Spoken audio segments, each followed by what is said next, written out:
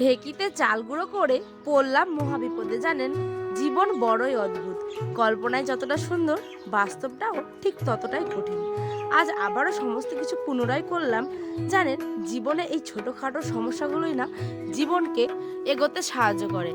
তো আর আমার সমস্ত কিছুই আপনাদেরকে নিয়েই, মানে আমার আরেকটি পরিবারের সাথে গল্প তো করতেই হবে, তাই না?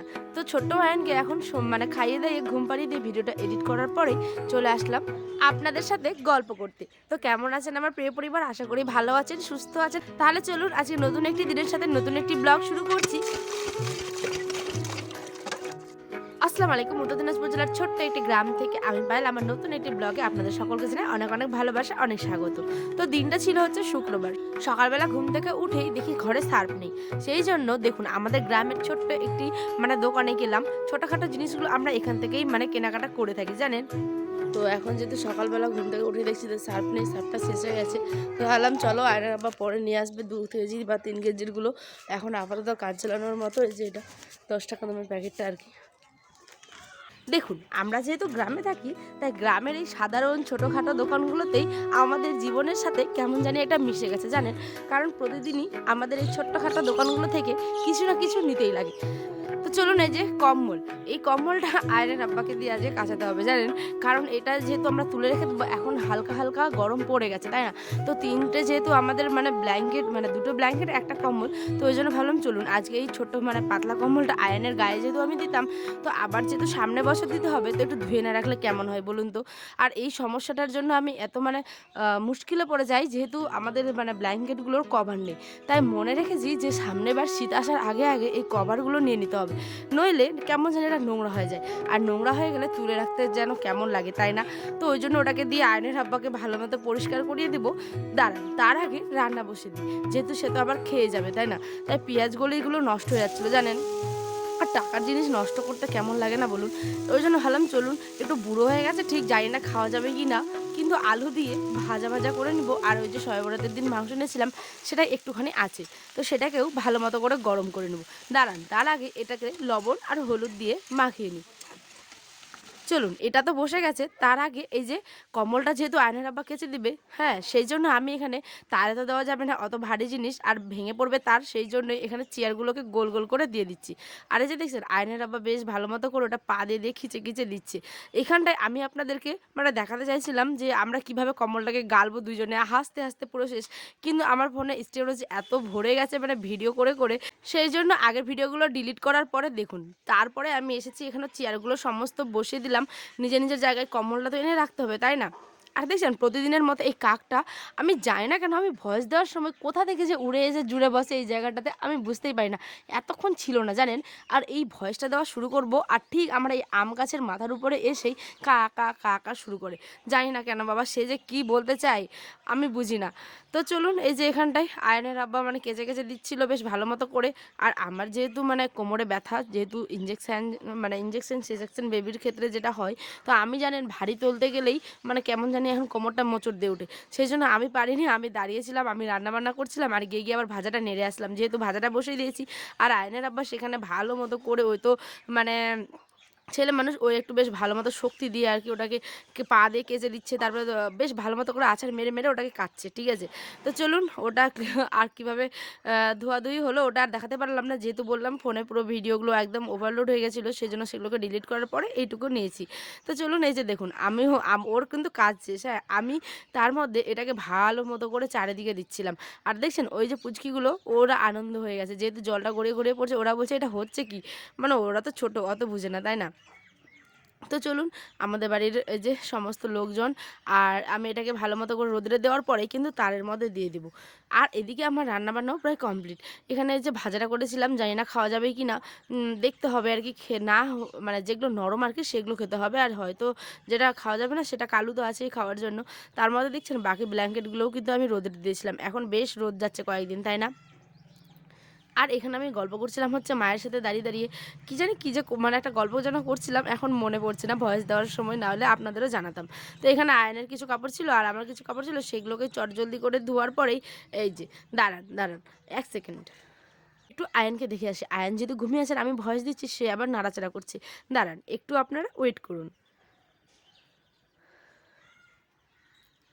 চলুন আয়ানকে দেখে আসলাম, সে এখনও ঘুমোচ্ছে। এইবার বাকি গল্পটা আপনাদের সাথে সেরে নিই। এই যে দেখছেন শাড়িখানা, এইটা শুকোতে দিতে দিতেই আমার এত মানে বেলা অনেকটা হয়ে গেছিলো জানেন। আয়নের আব্বা ইতিমধ্যেই কিন্তু খাওয়া দাওয়া করে সেও বেরিয়ে পড়েছে। তারপরে দেখুন আয়ানের কাণ্ড দেখে আপনারাও কি মানে ওই দে দে বাচ্চা কুড়ো কুড়ো, এই নাও না নাও, রাগ করো না রাগ করো না, নাও নাও নাও নাও নাও নাও, এই নাও নাও নাও, ধরো ধরো ধরো। ওরে কলা করবে রে, নে নে। ওরে আয়ান বড় হয়ে গেছে, আয়ান বড় হয়ে গেছে। তুই তোকে দিবেই নি গে আশরাফি। দাও একে দাও একে দাও। হ্যাঁ ও দাদি দিয়া ধরা যায় না রে, দৌড়ে বেড়াচ্ছে রে।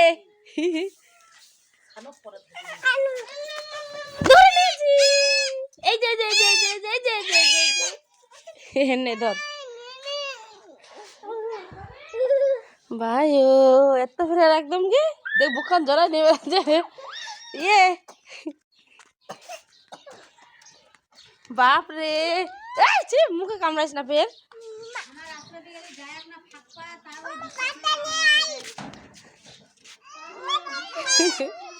মানে আয়ানের এই ছাগলের ছানা দুটো এত পছন্দ হয়েছে যে কি বলবো। দুই ধরনের হয়েছে জানেন, একটা কালো একটা সাদা, কিন্তু কালোটাকে সে নাড়েই না।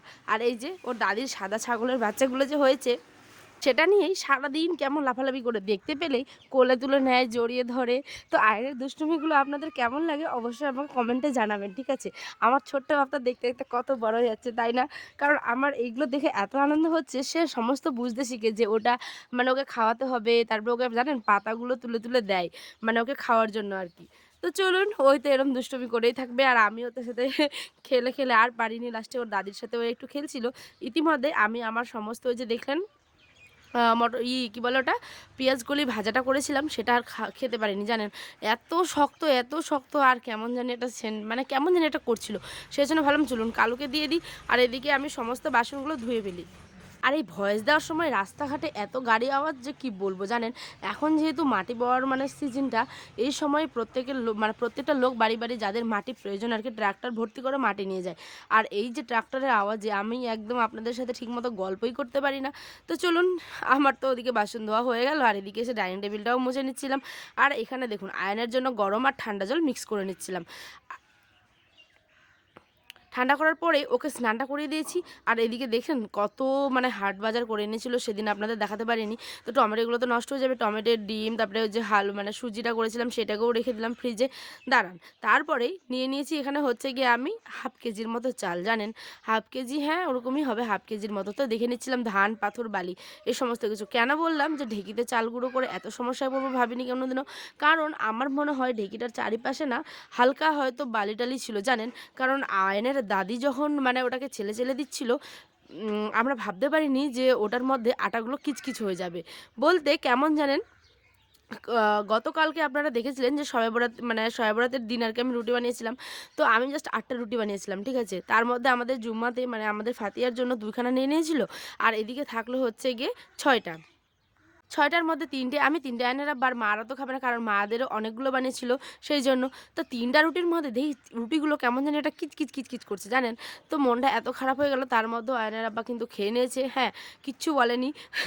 তো আমি তার মানে মনটা ভালো রাখার জন্য, যেহেতু সেই দিন আমরা ঠিক মতো খেতে পারিনি, তো আবার পরের দিন ভালো মতো করে ওই যে অন্য চালগুলো জাস্ট কী বলে পাথর বালি তারপরে সমস্ত কিছু দেখলেন একটু আগে যে বাছছিলাম, বেছে টেছে ধুয়ে নিয়েছি জানেন। ধুয়ে টুয়ে দিয়ে দিয়েছি হচ্ছে কি যে আমাদের চালটা দেখছেন গোয়াল ঘরের চালের উপরে শুকোতে, ওটা শুকোতে হয়ে মানে শুকিয়ে গেলেই আর কি হেমানজাস্তা, আমরা বলি আমার বাবার বাড়ির দিকে হেমানজাস্তা, আমার শ্বশুর বাড়ির দিকে নাকি বলে ছাম। তো ওইটাতে গুঁড়ো করবো জানেন। আবার আজকে রাতে রুটি বানাতে হবে, যেহেতু আনার বাবা ওদিন খায়নি ঠিক মতো, সেই জন্য আমার মনটা কেমন একটা খারাপ হয়ে গেল, বেচারা খেতে পারেনি সারাদিন কাজ করে আসার পরে। তো ভাবলাম চলুন, আর সে কিন্তু জানতো না হ্যাঁ যে আমি আবার চাল গুঁড়ো করবো, ওই তো দেখে পুরো অবাক। তার আগে দাঁড়ান, আয়ানের জন্য করেছিলাম হচ্ছে ডালিয়া, সেই যে পাকা দেখছেন নিজে নিজে খাবে, এখন আর আমাকে খাইয়ে দিতে হবে না, তাহলে ভাবুন। চলুন, ওই তো খাওয়া দাওয়া কমপ্লিট। এবার আমি বর্মার কাছ থেকে যে ছাম বলে এটাকে নাকি, আমরা তো আবার হেমানজাস্তা বলি, এটাকে ভালো মতো করে ধুয়ে নিলাম। এইখানে নাকি চাল গুঁড়ো হবে মা বলছিল, হ্যাঁ। তো সেই জন্য দেখুন একটা পাটি বিছিয়ে নি, দাঁড়ান চলুন, পাটি তো বিছানো প্রায় কমপ্লিট।